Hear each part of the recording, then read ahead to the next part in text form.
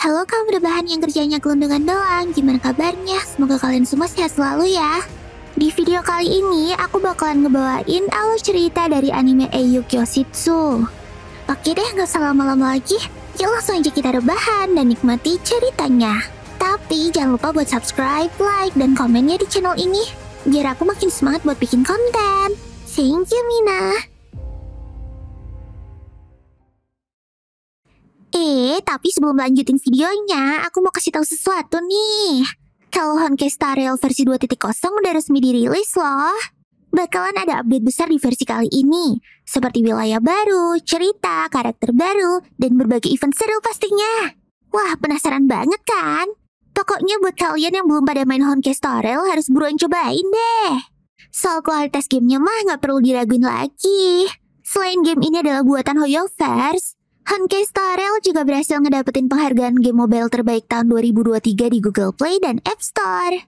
Terus, game RPG gratis ini juga bisa dimainin cross-platform loh. Jadi, selain di mobile, kalian juga bisa mainin Honkai Star Rail di PC dan PS5. Wah, keren banget kan? Nah, sekarang kita bahas versi terbaru 2.0 ini ya. Bakalan ada wilayah baru yaitu Penacony, di mana kalian bakalan dibawa ke dunia mimpi yang penuh kegembiraan. Dan semua hal aneh dan ajaib bisa kalian temuin di sini. Mulai dari benda mati yang bisa hidup, gelembung warna-warni, melayang di udara, dan berjalan di langit-langit. Seru banget kan? Tapi di balik semua kegembiraan itu, ada sebuah krisis tersembunyi yang harus kalian pecahin lewat alur cerita baru yang pastinya gak kalah seru dari cerita sebelumnya. Gak cuma itu aja. Di versi 2.0 ini juga ada karakter baru yang super kawaii loh, yaitu Black Swan dan Sparkle. Black Swan sendiri adalah seorang wanita elegan yang jago meramal. Tampilannya tuh kelihatan lembut, tapi penuh misteri. Black Swan merupakan karakter wine dengan pet nihility. Dia memiliki kemampuan DOT yang bisa kasih damage yang sangat besar kepada semua musuh-musuhnya. Sedangkan Sparkle adalah seorang gadis yang nakal dan cerdik serta sulit diprediksi pemikirannya. Penampilannya kelihatan imut namun misterius. Sparkle merupakan karakter kuantum dengan pet harmoni. Kemampuannya bisa memberikan bonus damage dan juga nambahin skill point di pertempuran. Terus, masih ada satu lagi karakter bintang 4 terbaru yang bernama Misa. Dia adalah karakter Ice dengan pet Destruction. Dia baik hati dan juga pengertian. Misa ini bekerja sebagai penjaga pintu di Hotel Penacony. Wah, pokoknya di versi 2.0 ini bakalan seru banget deh. Dijamin kalian gak akan bosan. Hehe. Dan jangan lupa, ada 20 warp gratis menunggumu. Yuk segera login selama 7 hari untuk mendapatkan 20 Star Rail Special Pass secara gratis yang bisa digunain untuk gacha Black Swan atau Sparkle. Jangan sampai ketinggalan juga untuk klaim karakter bintang 5 Dr. Atios secara gratis. Kalian bisa langsung download game Honkai Star Rail dan link yang ada di deskripsi ya. Jangan lupa buat gunain kode penukaran di bawah ini untuk mendapatkan 50 Stellar Jet. Buruan download sekarang, jangan sampai ketinggalan ya. Jadi itu ceritanya dimulai dengan pergelutan terakhir antara Raja Iblis dan pahlawan dunia. Nah, mereka ini sama-sama kuat gitu. Dan Baiwan sampai bener-bener ngos-ngosan kehabisan tenaga. Pahlawannya aja tuh sampai jadi ubanan gitu tahu saking stresnya. Akhirnya mereka saling nusukin pedangnya dan ambruk bebarengan. Yokata, pahlawannya lega dong. Akhirnya pertarungan panjang dan melelahkan itu pun selesai. Langsung ngeng ke dunia yang udah damai bertahun-tahun setelahnya. Di sebuah akademi khusus calon-calon pahlawan yang bernama Rosewood, ada murid pindahan yang rambutnya tuh mirip pup cicak gitu, hitam putih. Si pup cicak ini tuh namanya Blade. Orangnya so asik banget. Dan dia itu masuk akademi itu bukannya mau jadi pahlawan, tapi cuma pengen punya banyak teman. Sampai-sampai semua murid tuh disalamin sama dia terus diajakin kenalan. Terus saking berisiknya, dia dimarahin dong sama cewek yang tampangnya so galak gitu. Murid-murid yang lain tuh takut sama tuh cewek dan manggil dia sebagai si Kaisar. Jadi cewek yang nama aslinya Ernest itu adalah murid yang paling kuat dan berpengaruh di akademi itu. Tapi si Blade malah sokap banget dan minta ditemenin ke kantor kepala sekolah dong. Dan si Ernestnya tuh mau aja. Terus begitu masuk ke kantor Capsec, si Ernest kaget dong. Lah kok Capsecnya ganti? Mana yang ada di depannya itu ternyata yang mulia raja penguasa negeri. Jadi, si Om Raja tuh jadi Capsec baru di Rosewood ini tuh buat ngegantiin yang lama. Dia juga yang ngajakin si Blade buat masuk ke akademi ini. Habis itu Ernest disuruh pergi soalnya Raja mau ngomong berdua sama Blade. Ernestnya sampai heran dong. Anjrot, siapa sih tuh bocah? Kok sampai dapat privilege dari raja gitu? Ih, kesel deh. Nah, terus waktu berdua doang, akhirnya kita tahu kalau Blade itu dulunya adalah si pahlawan dunia. Terus gara-gara pertempuran terakhirnya dulu, kekuatannya tuh hampir hilang. Tapi Raja percaya kalau Blade tuh bakalan bisa ngedapetin kekuatannya lagi. Nah, si Blade ini tuh udah ogah banget buat jadi pahlawan. Dan pengen pensi aja terus nyari teman sebanyak-banyaknya. Habis itu Ernest pun kaget soalnya Blade tiba-tiba muncul di kelas murid-murid unggulan. Anjir, baru datang aja udah jadi murid unggulan. Makin penasaran dong si Ernest. Kamu pasti nyogok kan? Apa pakai orang dalam? Papamu pejabat ya? Tapi si Blade ini tuh malah ngepet-pet kepalanya Ernest yang lagi ngomel-ngomel itu. Yah, langsung ngamuk lah si Ernest dan ngesabet Blade pakai pedangnya. Tapi nggak kena. Ernest heran dong. Ternyata Blade itu emang bener-bener jago gitu. Terus tiba-tiba muncul cewek kudere yang ngasih tahu kalau pelatih tuh udah datang. Blade langsung kenalan sama cewek kudere yang namanya Sophie. Ernest yang udah kesel banget minta izin sama pelatih buat ngetes kekuatan Blade. Blade disuruh ngehancurin baju besi yang udah diperkuat pakai sihir. Kata si Ernest, semua murid unggulan di sini tuh bisa ngehancurin tuh baju besi. Jadi kalau mau masuk kelas ini ya minimal Blade harus bisa juga. Oke lah, Blade langsung ngeluarin jurus andalanya. Saking kuatnya, sampai-sampai baju si Ernest tuh compang-camping dong. Baju besinya terbang entah kemana. Dan tempat latihannya juga hancur-hancuran. Weh, tenaganya dikontrol dikit dong Blade. Anjrot nih bocah setan siapa sih sebenarnya? Batin Ernest dan teman-temannya yang lain. Blade yang sadar kalau dia udah kelewatan itu langsung panik dong. Dia gak mau ketahuan jati dirinya yang asli. Terus waktu jam makan, si Blade lagi-lagi ngedeketin Ernest yang lagi makan sendirian. Pas dia ngajakin teman-teman yang lain buat join, mereka pada takut dong. Ternyata murid-murid yang lain tuh pada takut dan segan sama Ernest. Jadinya dia kayak gak punya teman gitu. Ya iyalah, orangnya aja galak kayak setan gitu. Tapi dengan polosnya, Blade ngomong kalau Ernest tuh udah dianggap temen sama dia. Ernestnya langsung memerah dong mukanya. Dia seneng banget Blade ngejadiin dia sebagai temannya. Kayaknya si Ernest ini agak sundere gitu gak sih? Di kamar Ernest senyum-senyum sendiri waktu keinget sama Blade. Tapi tiba-tiba aja pedangnya Ernest tuh gerak-gerak sendiri anjir. Kayaknya pedangnya tuh ada kodamnya tuh. Ernest langsung nyuruh pedangnya itu buat diam. Besoknya, Ernest lagi latih tanding sama Leonard. Murid Ikemen yang senjatanya tuh bisa ngebor-ngebor. Tapi ternyata si Leonard ini tuh lawak banget dan langsung kalah sama Ernest. Terus giliran si Sophie Foot yang nantangin Ernest. Biar kata tangan kosong, ternyata Sophie Pipi ini bisa ngimbangin Ernest dong. Ya walaupun akhirnya dia nyerah juga sih. Akhirnya karena udah gak punya lawan lagi, Ernest langsung nantangin Blade. Tapi belum juga tarung, tiba-tiba Ernest pingsan kehabisan tenaga.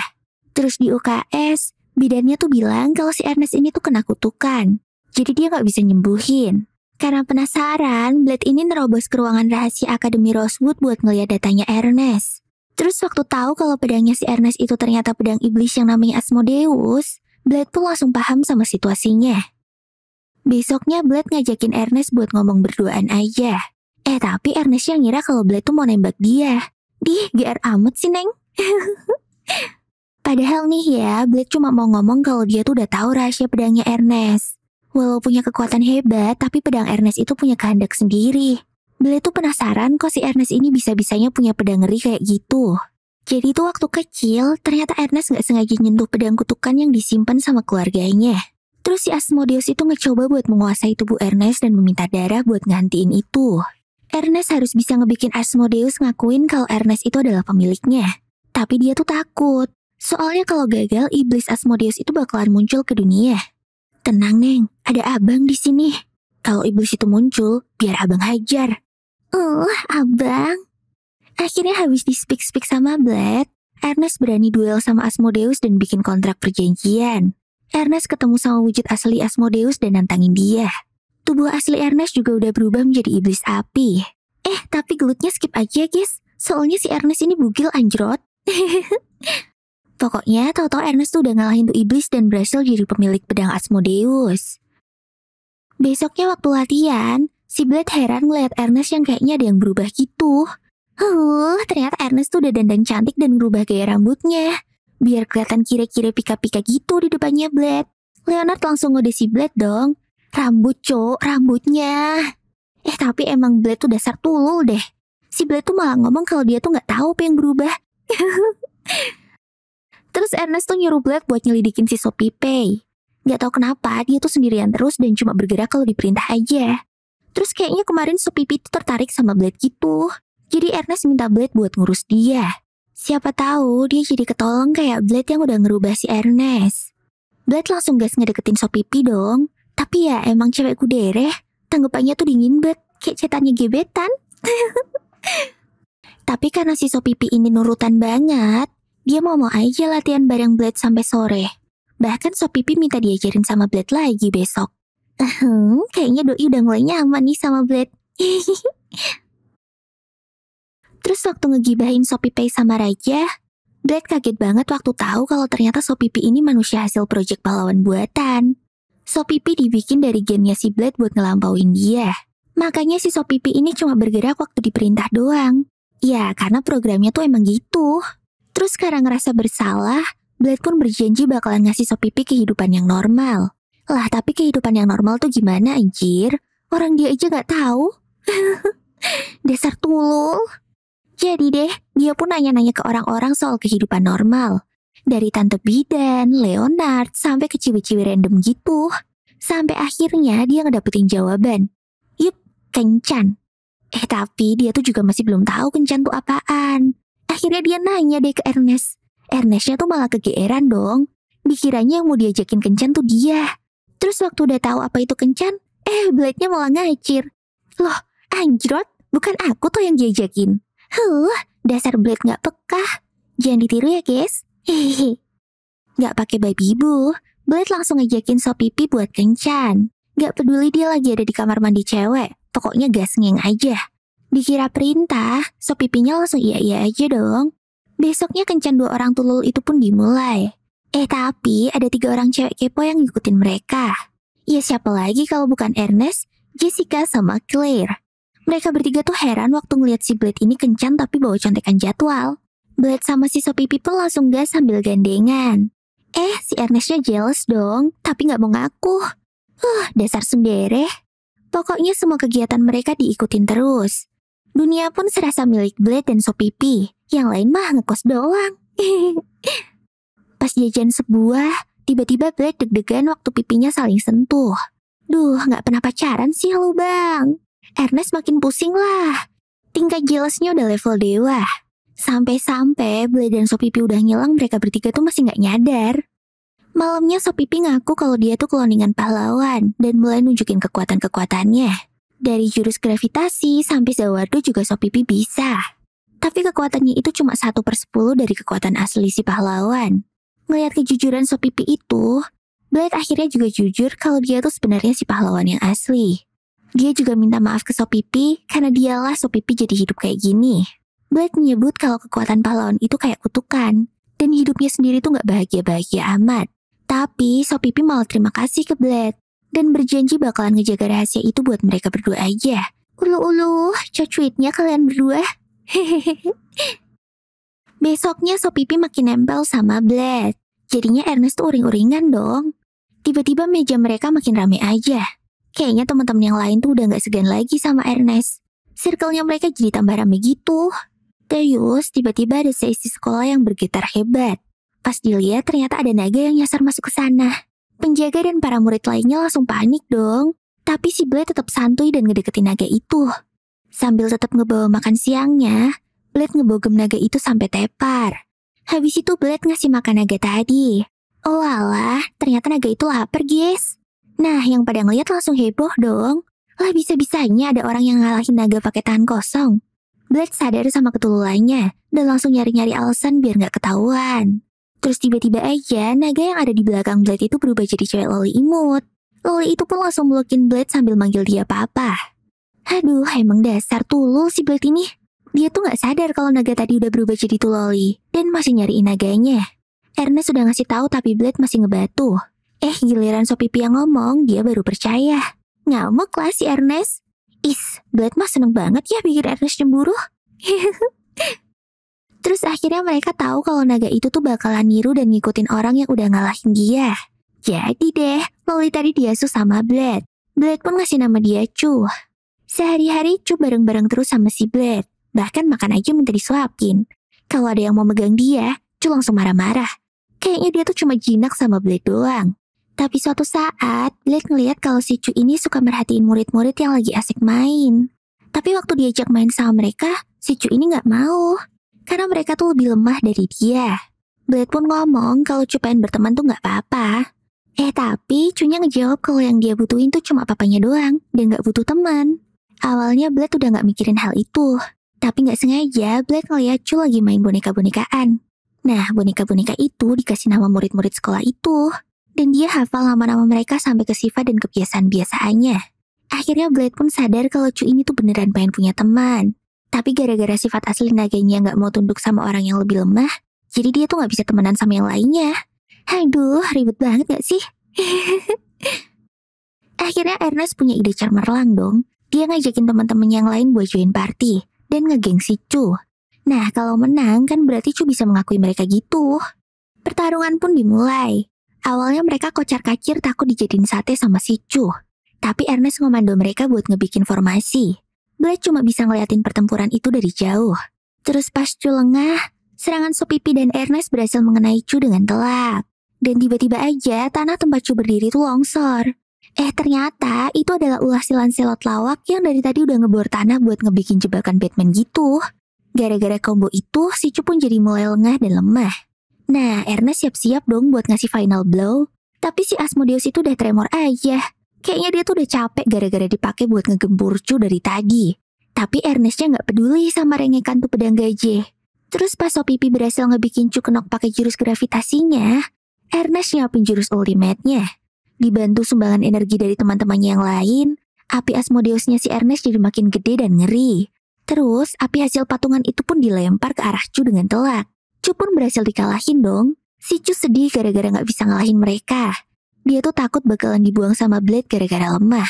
Tapi Blade-nya nyoba menghibur Cu dan ngebisikin dia. Kamu mau tahu nggak? Kamu tuh anak adopsi. Mampus, Cu-nya makin sedih dong. Akhirnya Cu mengakui kemampuan murid-murid akademi yang lain. Dan memohon sama mereka untuk mau jadi temannya. Ya elah, mau jadi teman aja sampai harus tawuran dulu. Ribet banget gak sih? Besoknya si Cu ini udah mau dipangku dan disuapin sama orang-orang selain Blade. Tapi tiba-tiba Blade ngerusak suasana. Dia tuh ngeliat ada yang berubah dari Ernest. Gak tahu kenapa si Ernest ini tuh jadi gendutan gitu. Lul. Padahal yang lain tuh udah diem-diem aja loh biar si Ernest gak kena mental. Ini malah si anjir pakai terang-terangan ngomong di depan mukanya. Ernest jadi malu bedong dan kabur dari sana. Sampai-sampai dia tuh ngurung diri di kamar selama 3 hari. Temen-temennya pada khawatir dong. Tapi waktu ditengok, si Ernest ini malah lagi sibuk mamam donat Jeko 1 kardus. Walah, ya makin gendut lah dia. Waktu ditanyain sama Blade, ternyata Ernest ini tuh gak lagi ngambek. Tapi dia tuh cuma malu kalau dilihat sama Blade gara-gara bentuknya kayak balmond gini. Nah, jadi nafsu makannya tuh bener-bener gak kekontrol habis ngeluarin ulti dahsyat waktu perang lawan Cu kemarin. Oh ya udah, kirain ngambek. Yo kata si Tulul sambil mau ngeloyor pergi. Alah, dasar gak peka. Sini abang Lance contohin. Tenanglah Tuan Putri, walaupun kamu bulat kayak babi, aku akan tetap setia sama kamu. Ceplok, phew, mampus deh kena hajar kan lu Lance. Akhirnya Blade janji bakalan ngebantuin Ernest buat ngilangin lemak yang udah numpuk di badannya itu. Besoknya program pengurusan si Ernest pun dimulai. Mulai dari jogging, diet, sauna, semuanya udah dilakuin sama Ernest. Tapi tetap aja dong, badannya tuh malah makin kayak kuda Nil. Akhirnya Blade punya ide gila. Si Ernest ini disuruh latihan pakai kekuatan iblis Asmodeusnya. Mikirnya kan pengen bakar kalori ya. Ya kenapa nggak dibakar sekalian aja lemaknya pakai api dari neraka. Andaikan dia di dunia nyata segampang itu ya guys ya. Bener aja dong. Begitu Asmodeusnya muncul, badan si Ernest langsung jadi langsing weh. Malahan si Ernest tuh gak sengaja nge-unlock skill baru, yaitu wujud iblis api. Dan wujud barunya si Ernest itu bakalan ngebakar 1 juta kalori setiap jamnya. Wah, seneng banget dong si Ernest. Yo kata, ya gak perlu diet-dietan lagi. Tapi tiba-tiba aja si Ernest kelaparan dan berubah jadi Sadako api. Dia jadi pengen ngemamam teman-temannya. Blade langsung ngeluarin jurus anginnya dong buat mademin api si Ernest. Akhirnya masalah Ernest yang jadi babi itu pun selesai juga. Tapi malamnya waktu ditengokin, si Ernest sudah balik jadi babi lagi gara-gara Mami Jeko. Astaga. Besoknya Blade dikasih tahu sama Tante Bidan kalau kekuatan pahlawannya tuh udah bisa dipakai sampai maksimal 30% aja. Dan lebih dari itu dia bakalan meninggoy. Kayaknya nih Tante Bidan juga tahu kalau Blade itu adalah mantan pahlawan. Terus tiba-tiba aja, Claire ngenalin Blade ke cewek kacamata yang namanya Maria. Nah, si Maria ini pengen minta bantuan sama Blade. Maria pengen Blade buat ngebunuh dia. Loh kok bisa? Jadi ternyata si Maria ini tuh bukan manusia, guys. Dia setengah iblis gitu. Dan kadang-kadang si Maria ini tuh gak bisa ngekontrol kekuatan iblisnya itu. Nah, gara-gara ikut bertarung lawan Cu kemarin, kekuatan iblis Maria itu jadi makin susah buat dikendaliin. Blade dan Circle-nya setuju buat ngebantu Maria. Mereka terus minta Maria buat ngeluarin kekuatan iblisnya itu. Pelan-pelan, Maria pun mulai ngelepasin gelang-gelang yang dipakainya. Satu gelang itu tuh berat banget, guys. Dan bisa menahan separuh kekuatan iblisnya Maria. Wah, Blade dan yang lainnya langsung ngeri dong. Bakalan squad apa iblis yang muncul nanti? Bahkan kalung yang dipakai Maria itu membatasi kekuatannya sampai 1/10-nya. Wah, Ernest langsung panik dan mencoba buat ngecegah Maria ngelepasin kalungnya. Tapi udah telat. Maria keburu ngelepasin kalungnya. Dan bener aja dong, tiba-tiba Maria berubah jadi mode sukubus. Di dahinya juga muncul lambang Raja Iblis. Dan kepribadiannya juga berubah. Kesadaran Maria udah dikuasai sama Raja Iblis yang ada di tubuhnya. Ernest dan yang lainnya langsung gercep buat menyerang iblis itu. Tapi mereka bisa dikalahin dengan mudah. Akhirnya saatnya Blade buat muncul. Tapi gara-gara gak mau ngebunuh Maria, Blade tuh jadi gak bisa bertarung dengan serius. Blade ke pojok sampai pedangnya tuh hancur. Ernest akhirnya ngasih Asmodeus buat dipakai sama Blade. Lah, Asmodeusnya langsung gemeteran dong. Ya elah, dasar pedang cupuh. Giliran mau dipakai full power, dia malah ketakutan. Akhirnya Blade berhasil ngeluarin semua potensi kekuatan dari Asmodeus. Dan ngalahin Raja Iblis itu dengan sekali tebas. Tapi Blade-nya juga langsung pingsan kehabisan energi. Besoknya Blade kaget banget waktu ngeliat si Raja Iblis berkeliaran di sekolah dengan santuy. Jadi kesadaran Maria tuh belum balik ternyata. Dan sialnya iblis yang minta dipanggil dengan nama Mo-chan itu tahu kalau Blade adalah si mantan pahlawan. Si Mao ngomong kalau dia tuh kepribadian lain dari Maria. Waktu nanya asal-usulnya ke Capsec, akhirnya mereka tahu kalau Maria itu anak dari Raja Iblis yang dulu dikalahin sama Blade. Tapi ibunya tuh manusia biasa dan udah meninggoy. Terus malamnya, tiba-tiba Mao-chan ngajakin Blade buat ngobrol berdua. Dia tuh ngaku kalau dirinya tuh tertarik sama Blade. Bahkan meminta Blade buat mau jadi pasangannya. Mao juga ngomong kalau Maria itu masih ada di dalam dirinya. Tapi dia gak mau keluar. Kayaknya dia nyaman dengan kondisinya yang sekarang. Ternyata selama ini dia tuh menderita gara-gara terlahir jadi anak setengah iblis. Apalagi dia tuh gak pernah ketemu sama ayahnya. Karena waktu dia belum lahir, ayahnya tuh udah keburu dibantai sama Blade. Kasian tahu. Akhirnya gara-gara penderitaannya itu, lahirlah kepribadian Mao yang sekarang. Terus besoknya, tiba-tiba ada murid yang ngomong kalau kalung si Maria itu sebenarnya adalah alat rekaman. Lah, siapa lagi nih bocah tiba-tiba nongol? Menurut bocah itu, rekaman itu kemungkinan bisa menarik Maria lagi. Mo-chan setuju buat ngebuktiin hal itu. Dan benar aja, waktu diaktifin, muncul rekaman hologram Raja Iblis yang ngasih pesan buat mamanya Maria. Intinya Raja Iblis ngomong kalau dia tuh bakalan menyayangi mereka walaupun udah mati. Aduh, bikin terharu deh. Di alam bawah sadar, mau nyamperin Maria dan minta dia buat kembali. Akhirnya setelah dipanggil sama teman-temannya, kesadaran Maria beneran bisa balik. Terus sekarang si Maria dan Mao bisa ganti-gantian keluar. Kayaknya mereka berdua tuh udah berdamai dan mutusin buat saling kerja sama gitu. Hehehe, semangat ya Maria, Mo-chan. Terus besoknya waktu di akademi, tiba-tiba muncul Helios. Cewek yang kekuatannya gila banget. Dia adalah Dione, guru baru mereka. Dan ternyata Dione ini adalah mantan teman partinya Blade waktu masih jadi pahlawan dulu. Dan mulutnya si Dione ini cepu banget. Wah, si Blade jadi takut dong kalau identitasnya bakalan ketahuan. Besoknya kita ngeliat Blade yang lagi ngebawa pedang di dalam sekolahan. Wajahnya nyeremin dan kayak serius banget gitu. Apalagi pedangnya tuh berlumuran darah. Tiba-tiba murid-murid lainnya tuh muncul dan ngelawan Blade. Tapi semuanya dibunuh seketika sama si Blade. Akhirnya Blade berhadapan sama Sophie. Sophie terus ngomong kalau dia tuh penasaran apa yang bakalan terjadi kalau dia ngelawan Blade dengan kekuatan penuh dan sungguh-sungguh. Sophie terus ngegunain kekuatan penghenti waktunya dan nyerang Blade dengan membabi buta.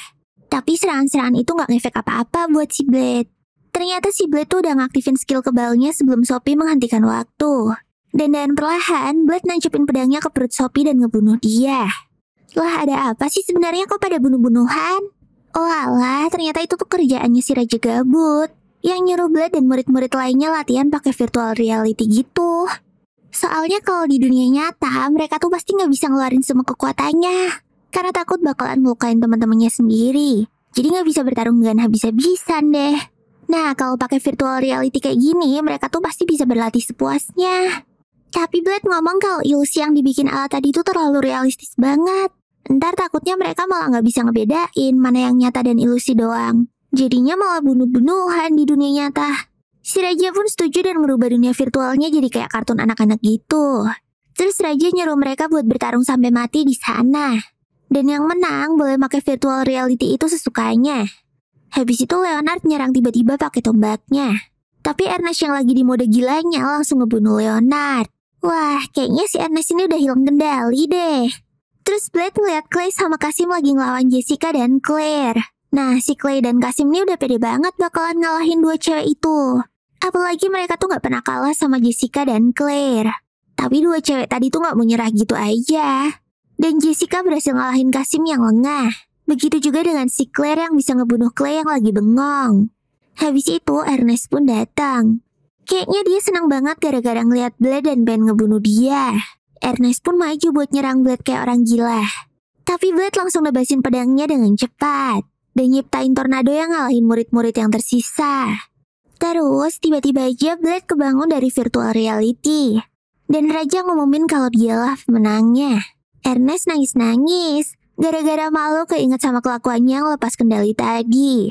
Tapi si Raja tuh malah ketawa-ketawa dan ngomong kalau mereka tuh menghibur banget. Ernest sama Blade kesel dong sama kelakuan si Raja. Akhirnya Blade mutusin buat ngegunain virtual reality itu ke Raja. Tapi settingannya tuh bener-bener gak ngotak. Blade nyeting tuh mesin buat nyiptain monster-monster terkuat di dunia. Raja sampai ketakutan ngeliat tuh monster-monster yang bakalan dihadapinya. Syukurin, makanya jangan iseng. Habis itu Blade sama yang lainnya makan siang. Tapi dia ngeliat Clay sama Kasim tuh kayak murung banget gitu. Ernest tuh bingung tuh dua anak kenapa. Blade ngejawab kalau mereka berdua tuh habis dihabisin sama Claire dan Jessica di virtual reality gara-gara kurang latihan. Tuh dua cowok langsung kena mental lagi dong. Habis makan, Blade ngeliat selebaran tentang pemandian air panas yang baru. Terus mereka ketemu sama Dione yang lagi menggali di halaman sekolah. Akhirnya mereka pun mandi bersama di pemandian air panas itu. Blade nyariin Ernest yang gak kelihatan. Ternyata dia tuh lagi ngumpet di belakang mereka. Soalnya Ernest ngomong kalau dia tuh gak gitu suka sama pemandian yang campur antara cewek sama cowok. Dan lagi-lagi Kasim sama Clay itu masih kelihatan frustasi. Akhirnya Jessica sama Claire coba buat menghibur mereka. Dan ngomong kalau kemarin tuh mereka berdua cuma beruntung doang. Claire juga minta maaf karena udah menang. Tapi bukannya senang. Tuh dua cowok malah makin sedih dong. Harga diri mereka tuh bener-bener hancur diomongin gitu. Mereka pun langsung ngacir dari sana sambil nangis. Ya Allah, kasihan banget gak sih? Malamnya Blade nyoba buat menghibur mereka. Tapi mereka berdua tuh gak mau dengar. Soalnya kan si Blade ini tuh gak pernah ngerasain kalah. Jadi mana tahu dia sama perasaan mereka. Clay sama Kasim akhirnya ngaku kalau mereka berdua tuh suka sama Jessica dan Claire. Jadi mereka tuh sedih dan malu banget karena kalah. Terus Cu yang tiba-tiba datang ngomong kalau solusinya tuh gampang. Mereka berdua cuma harus jadi lebih kuat lagi. Soalnya kata Cu cewek tuh suka sama cowok yang kuat. Cu nyuruh mereka buat berlatih sama Blade aja. Di tempat lain, para cewek juga lagi ngerumpiin Clay dan Kasim. Mereka bingung gimana caranya biar tuh dua cowok gaje bisa semangat lagi. Claire pun ngasih ide buat gelut lagi sama mereka. Dan ngalah aja biar mereka tuh senang. Tapi kayaknya itu adalah ide yang buruk. Nah, tiba-tiba Cu datang ke tempat mereka. Dan ngomong kalau cowok-cowok tuh suka sama cewek yang kuat.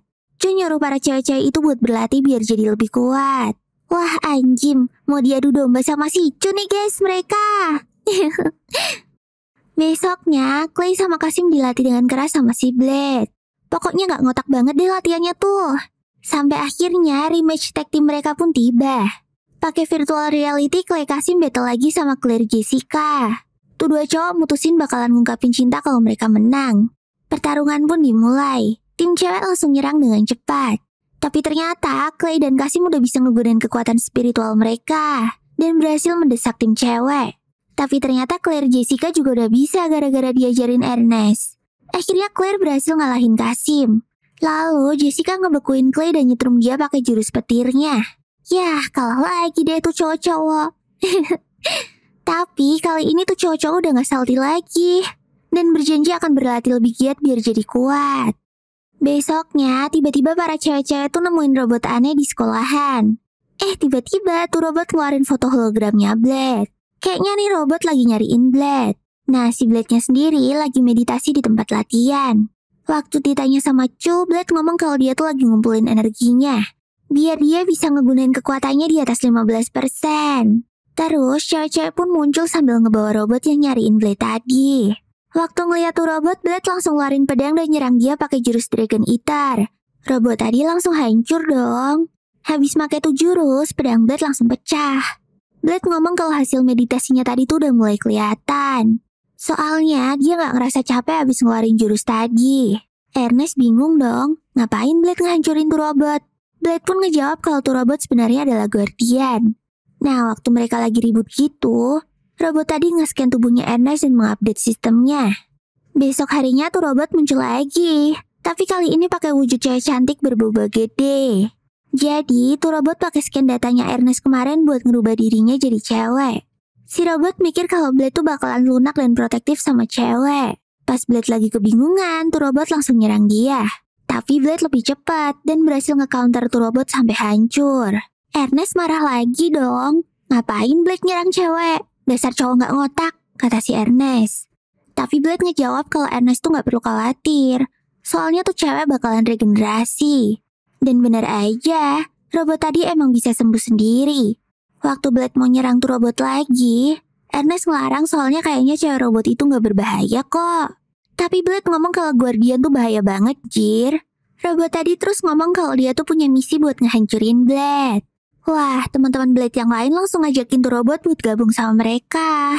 Soalnya mereka tuh juga pengen bisa ngalahin Blade gitu. Claire terus manggil tuh robot dengan nama Iona. Gara-gara di bajunya tuh ada tulisan 10NA.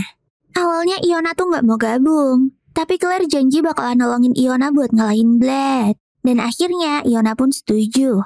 Mereka langsung ngerapatin rencana buat ngalahin Blade. Waktu ditanya alasan Iona ngincer Blade, Iona ngejawab kalau Blade tuh udah ngacak-ngacak area intimnya. Walah, semua langsung kaget dong. Area intim apaan, Jir? Walah, ternyata Iona tuh penjaga perpustakaan rahasia di bawah tanah toh.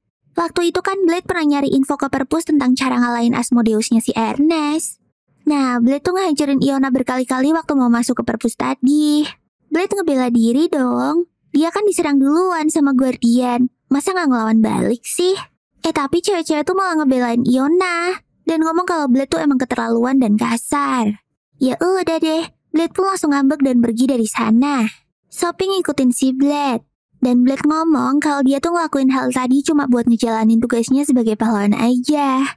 Blade juga ngejelasin kalau para Guardian tuh nyembunyiin jiwanya di tempat lain. Jadi mereka tuh gak bakalan mati walaupun dihancurin tubuhnya berkali-kali.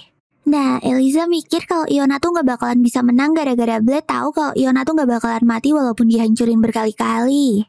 Jadi, Eliza yang pintar itu dapat ide brilian. Eliza ngomong kalau Iona naruh jiwanya di dalam tubuhnya, Blade tuh bakalan mikir-mikir kalau mau nyerang Iona. Soalnya sekalinya Iona hancur, maka Iona bakalan langsung mati. Gak kayak kemarin-kemarin. Iona pun setuju dan mereka langsung rematch lagi. Sebelum mulai, Iona ngomong kalau dia tuh gak lagi tersambung sama komputer induknya. Jadi dia bakalan mati kalau hancur sekali aja. Dan bener aja, Iona langsung bisa ngehajar Blade. Blade yang tahu kalau Iona udah gak immortal lagi itu mikir-mikir buat nyerang Iona pakai kekuatan penuh. Jadi kali ini Blade cuma pakai kekuatan anginnya doang. Tapi ya jadi gak ngaruh ke Iona. Akhirnya Blade jadi bulan-bulanan Iona dan berhasil dikalahkan. Teman-teman yang pada nonton langsung seneng banget lah. Soalnya baru kali ini Blade kalah by one. Beberapa saat setelah itu, Iona ngomong kalau nggak tahu kenapa dia tuh nggak bisa kontak lagi sama komputer induknya. Ternyata Iona tuh udah dianggap rusak sama induknya. Gara-gara udah gak punya induk lagi, Iona pun mohon sama Blade buat mau jadi masternya. Soalnya kalau dia gak punya sesuatu yang dipatuhinya, tubuhnya tuh bakalan meledak dengan hebat dan ngehancurin sekitarnya. Semua yang ada di kantin panik banget dong. Apalagi ternyata waktu Iona belum meledak tuh tinggal beberapa hari lagi. Ya udahlah, karena terpaksa daripada Iona meledak, Blade pun mau jadi masternya Iona. Eyalah, besoknya Iona langsung pakai baju maid dong. Dan ngomong kalau dia tuh bakalan nurutin semua perkataan Blade. Tapi ada yang cemburu nih guys. Si Sophie kesel gara-gara Iona tuh dituduh niru-niru karakternya dia. Cara ngomongnya yang datar sama ekspresinya yang dingin. Ya gimana, Iona kan robot ya kan? Akhirnya mereka tuh jadi bersaing untuk ngedapetin perhatiannya Blade. Dari siapa yang bisa ngelayanin Blade dengan baik sampai kuat-kuatan ngelindungin Blade waktu bobo. Pas lagi berdua gitu, Iona pun cerita kalau dulu dia tuh sendirian dan kesepian. Blade adalah satu-satunya orang yang ngedatengin dan ngunjungin dia. Lah kok sama kayak nasibnya Sophie? Sophie bisa hidup di dunia ini juga karena Blade. Gara-gara punya kesamaan nasib itu, akhirnya mereka berdua pun jadi berteman. Blade yang ternyata lagi nguping pembicaraan mereka pun langsung senyum senang. Besoknya, Blade ternyata sadar kalau hitungan bom Iona tuh tetap berjalan mundur. Jadi walaupun Blade udah jadi masternya Iona, ternyata itu nggak ngehentiin proses penghancuran dirinya si Iona. Eliza terus mikir, mungkin karena si Blade itu adalah manusia, dan masternya Iona haruslah berupa komputer. Ya udahlah, Iona pun cuma bisa pasrah, dan ngomong kalau permintaan terakhirnya adalah menikmati waktu bersama teman-teman untuk terakhir kalinya. Teman-temannya terus ngadain pesta dan nyeneng-nyenengin Iona semalaman. Terus Ernest nyadar dong kalau dari tadi tuh si Blade nggak kelihatan, jir. Kemana tuh anak? Padahal waktu Iona tuh udah tinggal hitungan detik doang. Akhirnya Iona pun menjauh dari teman-temannya dan ngebikin sihir barrier. Iona ngucapin makasih ke mereka karena udah nyenengin dia di akhir hidupnya. Tapi di detik-detik terakhirnya, Iona pun ngomong kalau dia tuh takut. Dia gak mau mati dan ninggalin semuanya. Iona mohon ke teman-temannya jangan sampai ngelupain dia. Tapi begitu waktu hitungannya habis, lah kok Iona gak jadi meledak? Anak-anak yang lain jadi bertanya-tanya dong. Wah, ada apa nih? Terus tiba-tiba Blade muncul dari lantai. Ternyata Blade tuh baru aja dari tempatnya si komputer induk. Blade mohon-mohon ke induk untuk ngebiarin Iona hidup. Dan bener aja, koneksi Iona ke komputer induk udah nyambung lagi. Teman-teman langsung pada seneng banget dong dan ngerayain hal itu. Besoknya sekolah ngadain battle royale.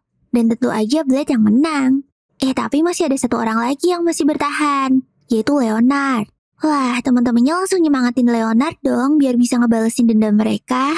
Tapi begitu Leonard nyerang, Blade bisa ngindarin dengan mudah dan ngalahin dia. Teman-teman yang lain langsung pergi dan kecewa. Ya, udah tahu kalau si Leonard tuh ampas, kok masih harapin dia sih? Malamnya Leonard pun mikir, dan kekuatannya dia tuh gak bakal bisa ngalahin Blade. Dan kalau gak bisa ngalahin Blade, maka Ernest gak mungkin bisa suka sama dia. Ternyata si Leonard ini tuh masih terobsesi sama Ernest, guys. Maria yang tahu keresahan Leonard itu ngasih semangat ke dia. Terus tiba-tiba si jenius Eliza muncul. Eliza ngomong kalau Leonard gak bakalan bisa ngalahin Blade sendirian. Jadi dia nawarin bantuan. Eliza bakalan mikirin rencana brilian buat ngalahin Blade. Leonard yang setuju sama Eliza itu langsung ngumpulin teman-teman yang lain dan ngebikin konferensi buat ngalahin Blade. Leonard tanya dong ke mereka, apa mereka punya ide buat ngalahin Blade. Jessica nyaranin buat nyerang si Blade waktu bobo aja. Tapi Ernest ngomong kalau itu adalah cara yang licik. Eliza terus ngejawab kalau sebenarnya nggak apa-apa ngelawan Blade pakai cara licik. Soalnya kan selisih kekuatan mereka aja udah jauh banget. Jadi wajar-wajar aja lah ya kalau mereka ngehalalin segala cara. Tapi Ernest ngeyel dan pengen nyoba bertarung dengan adil sekali aja. Dan kali ini Ernest pinjam tombaknya Leonard. Tapi langsung kalah. Akhirnya Jessica ngomong, "Oke, sekarang pakai caraku." Dan Jessica menyelinap ke kamar Blade waktu dia lagi tidur. Tapi ternyata di sana ada Iona yang lagi mode jaga. Dan serangan diam-diam Jessica itu langsung gagal. Lah, Jessica marah-marah dong. Ngapain jir Iona malah nyerang dia? Kan mereka satu tim. Walah, ternyata mode jaganya Iona tuh otomatis. Iona pun cuma bisa minta maaf doang ke Jessica. Teman-teman yang lain juga nyoba berbagai cara buat ngalahin dia. Tapi semuanya gagal. Soalnya Blade tuh emang terlalu kuat. Bahkan Ernest coba ngajakin Blade buat main Sweet. Alah, tapi tetap aja dong Ernest gak pernah menang. Sampai-sampai tangannya Ernest tuh kesleo gara-gara kebanyakan Sweet. Di pertemuan berikutnya, mereka ingat cara Iona menang lawan Blade kemarin. Iona ngegunain jiwanya sebagai sandera saat ngelawan Blade. Akhirnya mereka pun mutusin buat pakai cara yang sama kali ini. Soalnya dia tuh pengen banget bisa menang dari Blade. Pas pelajaran, Blade sadar kalau Leonard, Clay, dan Kasim tuh nggak ada. Tapi waktu tanya ke Ernest, Ernestnya pura-pura nggak tahu. Dan tiba-tiba aja muncul 3 orang bertopeng yang menyerang tuh kelas. Ketiga orang itu ngomong kalau kelas ini tuh udah ada di bawah kendali mereka. Ernest memanggil mereka sebagai teroris. Tapi Blade tuh kayaknya nggak peduli gitu.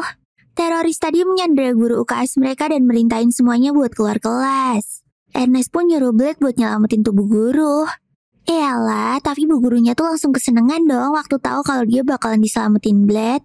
Lah, cewek-cewek yang lain malah pada iri dan rebutan pengen disandera sama tuh teroris biar diselamatin Blade. Gimana sih ini? Akhirnya tuh bu guru pergi dan ngebiarin cewek-cewek lain biar jadi sanderanya. Ya udah deh, akhirnya Ernest pun yang jadi sandera. Tapi si Blade-nya tuh masih tenang-tenang aja dan gak bergerak sama sekali. Ernest jadi kesel dong, dan langsung teriak ke Blade supaya nyelamatin dia. Mana cewek-cewek yang lain juga malah ikutan acting lagi disandera lagi, dan minta diselamatin sama si Blade. 3 teroris tadi pun langsung minta Blade buat nyerah aja. Blade terus ngomong kalau dia tuh sebenarnya tahu kalau mereka bukan teroris, tapi teman-teman mereka juga. Gara-garanya Blade tuh udah hafal sama tingkah lakunya mereka. Ya, gara-gara udah ketahuan, mereka pun langsung lepas topeng dan minta maaf ke Blade. Leonard terus ngomong kalau ini adalah satu-satunya cara buat ngalahin Blade. Akhirnya, Leonard tetap nekat buat nyandera Ernest dan minta Blade buat mengakui kekalahan. Tapi kali ini Blade nggak mau menyerang, dan mengayunkan pedang ke arah Leonard dengan santai. Dan ketiga cowok gaje tadi langsung hancur pakaian dan pedangnya karena kena serangan Blade itu. Tahu rencananya gagal total, semua orang pun langsung ngeroyok Blade pakai kekuatan penuh. Tapi lagi-lagi mereka semua tuh langsung di wipe out sama Blade dengan mudah. Kok ya nggak nyerah-nyerah sih mereka? Terus pas makan siang, mereka ngeliat ada murid yang lagi dikasih birthday surprise gitu. Nah, si Blade terus ngomong kalau dia tuh nggak tahu kapan hari ulang tahunnya. Waktu nanya ke si Dione, dia juga nggak tahu usia pastinya. Dia cuma tahu kalau mereka nemuin Blade 16 tahun lalu waktu Blade berumur 1 tahunan. Maria terus nanya tanggal pastinya kapan Blade ditemukan. Dione ngomong kalau waktunya tuh sekitar sebulanan lagi. Dia juga ngasih tahu waktu ditemuin Blade tuh lagi megang pedang. Makanya dia dinamain Blade. Terus Ernest akhirnya kepikiran ide untuk ngasih hadiah apa waktu Blade ulang tahun. Lagi asik-asiknya ngerumpi, si Raja Gaji tiba-tiba muncul. Dia ngomong kalau kare tonkatsu bakalan jadi hadiah yang bagus buat Blade. Jessica ngomong lah, kalau kare mah di kantin juga ada. Tapi si Raja ngomong kalau mereka tinggal bikin kare tonkatsu yang spesial aja buat Blade. Habis itu Raja ngumpulin semua murid ke bawah tanah, di mana dapur kerajaan berada. Di sana, Raja nyuruh murid-murid untuk melakukan pelatihan dengan makan makanan yang enak. Tapi begitu pintunya dibuka, lah kok hutan belantara, Jir? Murid-murid bingung dong. Kok di bawah sekolah bisa ada hutan belantara segede gaban kayak gini, weh? Ya udahlah, ngikut aja. Namanya juga anime absurd ya kan? Pintu tadi pun langsung nutup lagi dan Raja ngomong kalau pintu itu nggak akan terbuka sebelum mereka nyelesain misi. Asisten Raja ngasih tahu kalau murid-murid itu harus bertahan hidup di hutan itu sampai mereka mengkonsumsi 11 miliar kalori. Dione juga ngomong kalau di sana tuh akan ada banyak bahan makanan. Tapi makhluk-makhluk di sana tuh berbahaya semua. Akhirnya misi mereka pun dimulai. Murid-murid mulai bikin perkampungan dan berpakaian kayak makhluk prasejarah. Blade dan yang lainnya langsung berburu monster buat dimakan. Dan murid-murid lain tampaknya punya tugas masing-masing. Pokoknya udah kayak perkampungan pada umumnya gitu deh. Terus waktu Blade lagi mandi, tiba-tiba Ernest nyusulin dia. Ernest penasaran sama luka di dada Blade. Dan nanya, kayak apa sih Blade waktu masih kecil? Blade ngejawab kalau dia tuh udah bertarung dari kecil demi bertahan hidup. Dan dia harus selalu menjadi lebih kuat biar bisa survive. Ernest terus nyentuh dadanya Blade dan mulai ngedeketin dia. Tapi tiba-tiba aja Claire muncul dan melarang Ernest buat nyentuh-nyentuh dadanya Blade lebih jauh. Wah, Ernest langsung malu banget dong. Ternyata dari tadi mereka tuh diliatin sama teman-temannya. Beberapa hari kemudian, perkampungan purba yang kemarin dibikin sama anak-anak tuh udah jadi kayak kota gitu. Kayaknya peradaban mereka udah mulai maju deh. Si Raja pun mikir, kayaknya tugas mereka tuh terlalu mudah.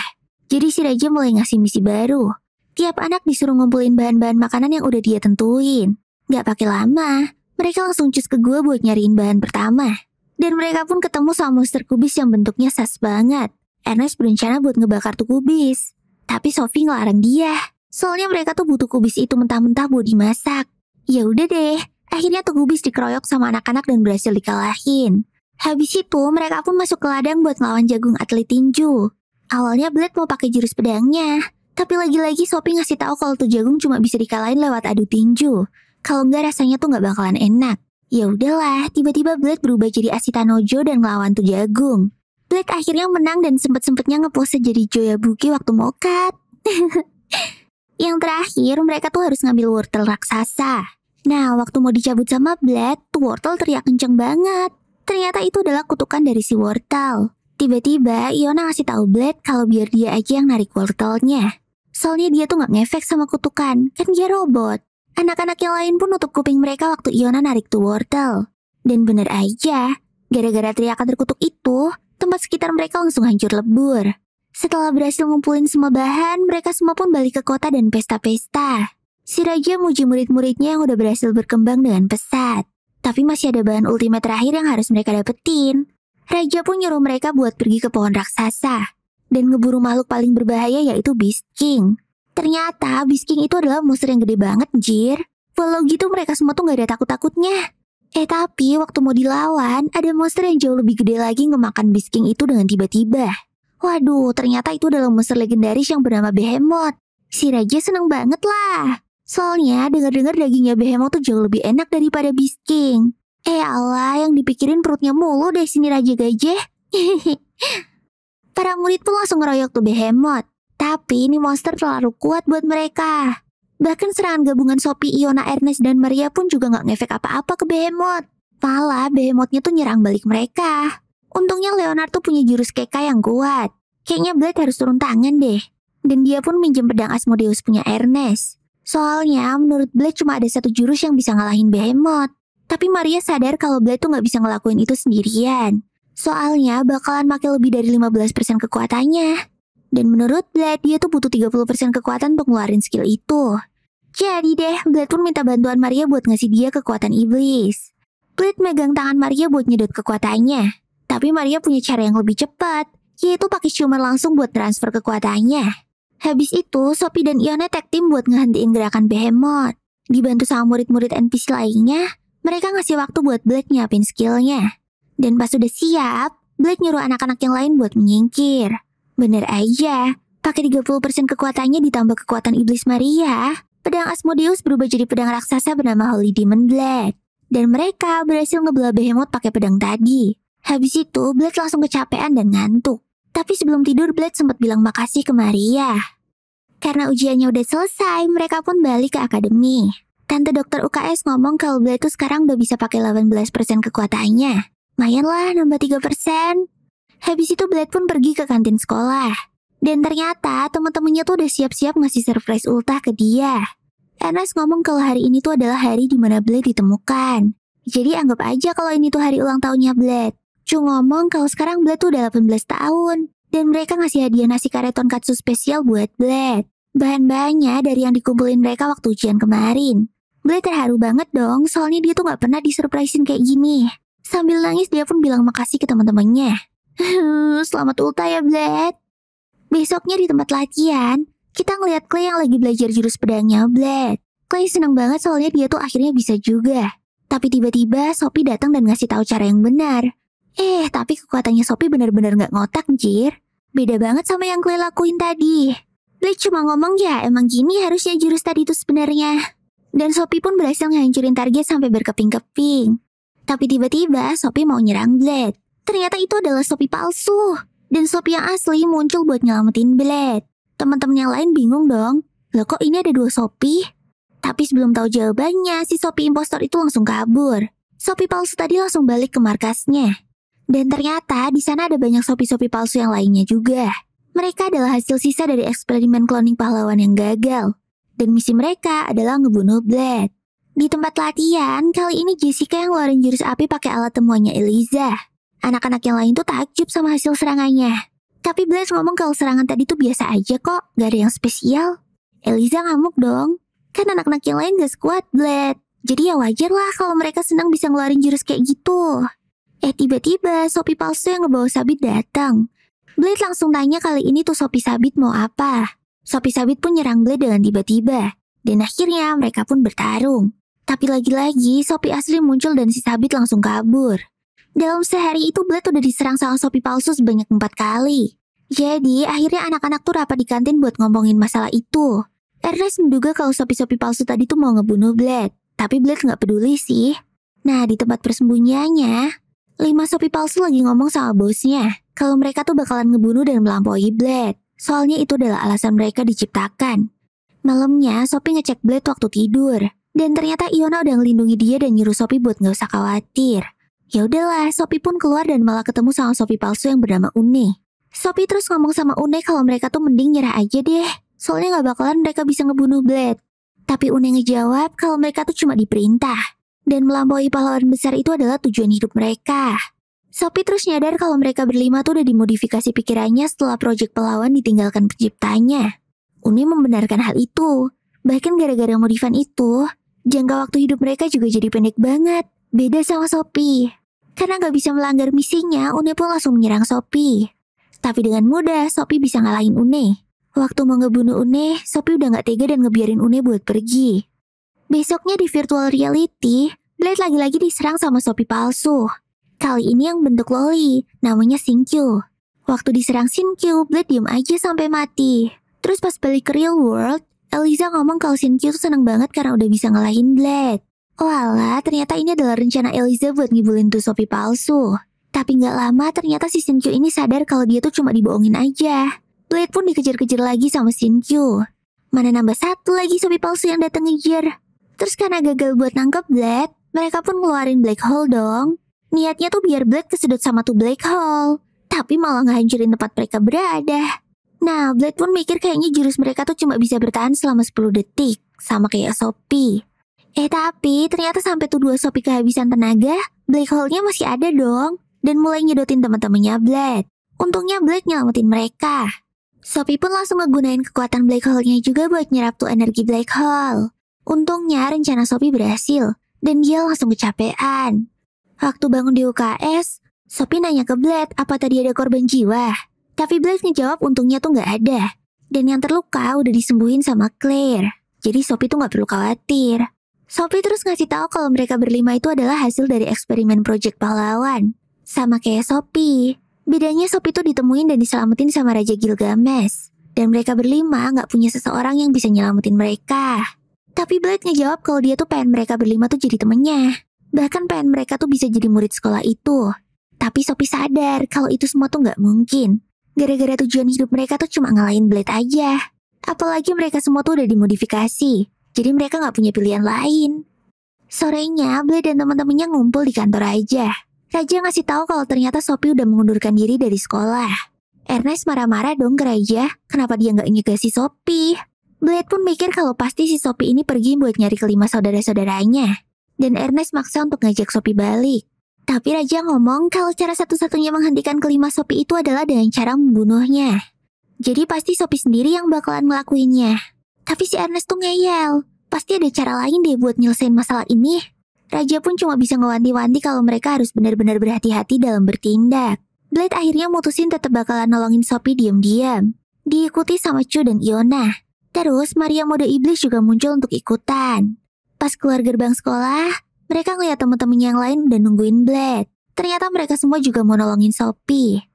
Di tempat lain, Sopi lagi ngecek tempat persembunyian mereka. Tapi tampaknya tempat itu udah sepi. Ernest pun datang nemuin Sopi dan ngomong kalau mereka tuh bisa ngebantu Sopi. Sopi akhirnya ngejelasin tentang eksperimen pahlawan ke teman-temannya yang lain. Akhirnya semua orang sekarang tahu kalau Sopi ini adalah hasil kloningan pahlawan yang diciptakan untuk melampaui sang pahlawan itu sendiri. Eksperimennya tuh harusnya udah tutup, tapi ternyata seseorang nyuri data penelitiannya. Sampai akhirnya terciptalah kelima Sopi palsu tadi. Ernest bingung lah. Loh, harusnya Sopi-Sopi ini kan ngincer pahlawan besar. Kok mereka mau ngincer Blade? Oh, mungkin Blade cuma buat ngetes kekuatan mereka kali ya, pikir Ernest. Kayaknya Ernest nih belum nyadar deh kalau Blade itu mantan pahlawan besar. Blade pun cuma bisa ngiya-iyain Ernest aja daripada ketahuan. Terus Sopi pun ngomong kalau dia ngerasa bersalah sama kelima saudaranya. Gara-garanya cuma dia doang yang hidupnya normal. Jadi Sopi tuh pengen melindungi mereka dan nyelesain semua masalah walaupun harus ngorbanin nyawanya. Tapi Ernest langsung ngegeplak palanya Sophie. Dan ngomong kalau Sophie itu harusnya cerita-cerita lah ke mereka. Karena itu adalah tugas teman buat nolongin dan ngebantu dia.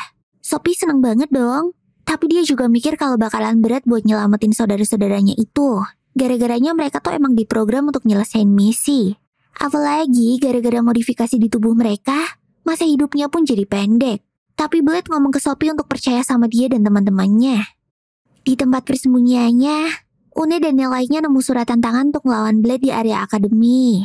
Nah, Blade-nya sendiri udah nungguin mereka buat datang. Ernest dan yang lainnya juga nunggu dengan was-was.